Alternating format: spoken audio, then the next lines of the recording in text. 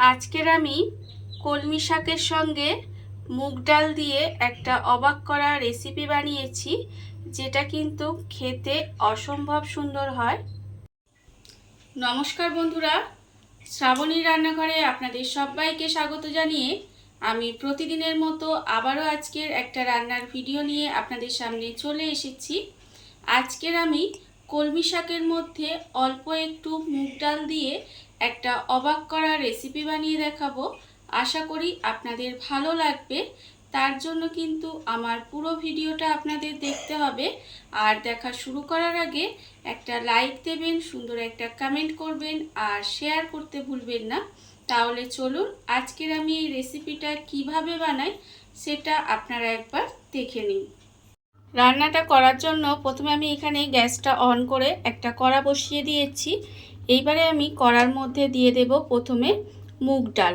এখানে কিন্তু আমি এক মুঠো মতো মুগ ডাল নিয়েছি, সেই মুগ ডালটা আমি এখানে দিয়ে দিলাম। দিয়ে মুগ ডালটা কিন্তু গ্যাসটা লো করে দিয়ে হালকা হাতে কিন্তু মুগ ডালটা প্রথমে ভেজে নিতে হবে। দেখুন আমি কিন্তু মুগ ডালটা প্রথমে এইভাবে একটু সময় ভেজে নেব।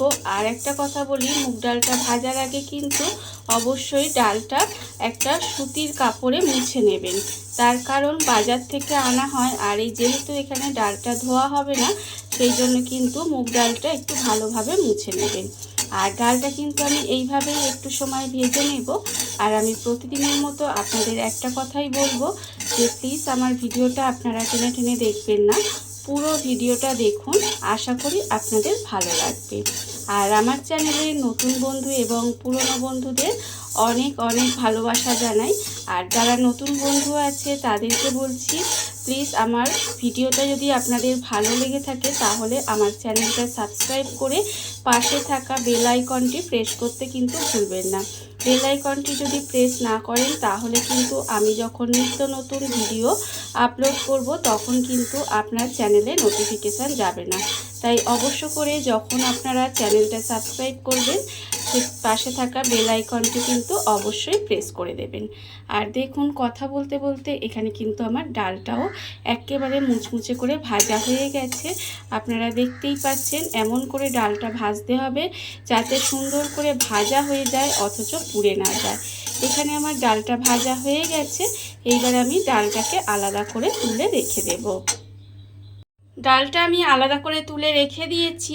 আর আবার কিন্তু গ্যাসটা অন করে একটা কড়া বসিয়ে দিয়েছি। ডালটা এখানে আমার যতক্ষণ ঠান্ডা হচ্ছে ততক্ষণ দেখুন কড়াই দিয়েছি আমি সর্ষের তেল। তেলটা আমার এখানে গরম হয়ে গেছে। এইবারে তেলের মধ্যে প্রথমে দিয়ে দিলাম একটা শুকনো লঙ্কা। একটা শুকনো লঙ্কা দিলাম, দিয়ে একটু ভাজা ভাজা যখন হবে তখন দেব এর মধ্যে খুব অল্প সামান্য, অল্প দেখতেই পাচ্ছেন, অল্প একটু কালো জিরে। কালো জিরেটা একটু ভাজা ভাজা হয়ে গেলে আমি এর মধ্যে দিয়ে দেব দুটো চেরা কাঁচা লঙ্কা।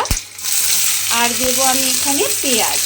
এখানে একটা বড় সাইজের পেঁয়াজ এইভাবে একটু কুচি করে রেখেছি, সেই পেঁয়াজটা কিন্তু এর মধ্যে দিয়ে দিলাম।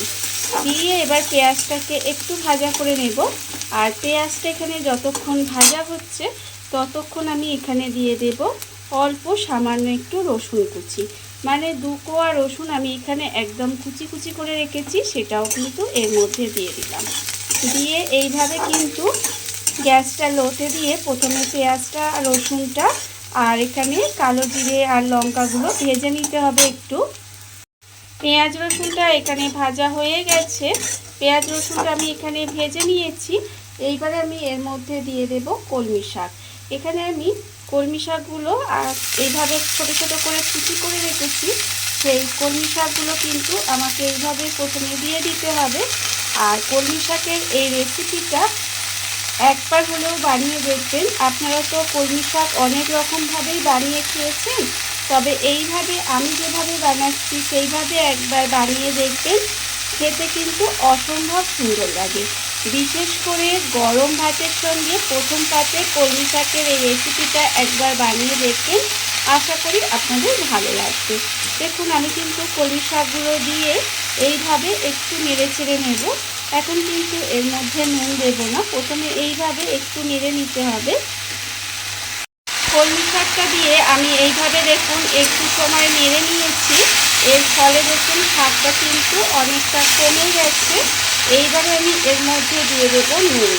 নুনটা কিন্তু আগে দেবেন না, তাহলে নুনের আন্দাজটা বুঝতে পারবেন না, তাই এই সময় নুনটা দিতে হবে। এখানে আমি নুনটা দিয়ে দিলাম, দিয়ে আবারও কিন্তু এইভাবে একটু গ্যাসটাকে লোতে দিয়ে ঢাকা দিয়ে একটু সময় রান্না করে নেব। এইভাবে কিন্তু একটু সময় এটাকে রান্না করে নিতে হবে। আর এটা যতক্ষণে রান্না হচ্ছে ততক্ষণ দেখুন প্রথমে যে ডালটা এখানে ভেজে রেখেছিলাম মুগ ডালটা, সেটাও কিন্তু আমার এখানে ঠান্ডা হয়ে গেছে। আর এটা কিন্তু অবশ্যই ভালো করে ঠান্ডা করে নেবেন। এটা ঠান্ডা হয়ে গেছে ওদিকে রান্না করতে করতে। এইবারে আমি একটা মিক্সির জার নিয়ে নিয়েছি, মিক্সির জারের মধ্যে এই ডালটা দিয়ে দেব। ডালটা দিয়ে প্রথমে কিন্তু ডালটাকে একটু গুঁড়ো করে নিতে হবে। আর আমি বারবার বলছি, আপনারা তো অনেক রকমভাবে কলমি শাক খেয়েছেন, একবার এইভাবে কলমি শাকের রেসিপিটা বানিয়ে দেখবেন, আশা করি আপনাদের ভালো লাগবে। আমি এখানে প্রথমে ডালটা এইভাবে গুঁড়ো করে নেব। ডালটা কিন্তু আমি এখানে গুঁড়ো করে নিয়েছি, আর আপনাদের দেখাচ্ছি দেখুন ডালটা কিন্তু একেবারে মিহি পাউডার হয়নি, এইভাবে একটু কিন্তু দানা দানা আছে।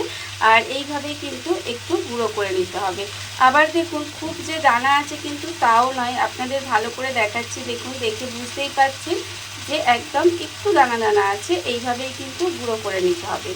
আর অন্যদিকে দেখুন যে শাকটা আমি ঢাকা দিয়ে রান্না হতে দিয়েছিলাম, সেই শাকটাও কিন্তু অনেকটা কমে গেছে, আর শাকটাও কিন্তু নরম হয়ে গেছে। দেখুন শাকটা কিন্তু এইভাবে একটু সময় আমি রান্না করে নিয়েছি, আর শাকটা কিন্তু এখানে নরম হয়ে গেছে। এইবারে আর ঢাকা দেব না, এইভাবেই কিন্তু আমি শাকটাকে আরেকটু ভেজে নেব, মানে গ্যাসটা আরেকটু লোতে দিয়ে এইভাবে শাকটা একটু সময় ভেজে নেব।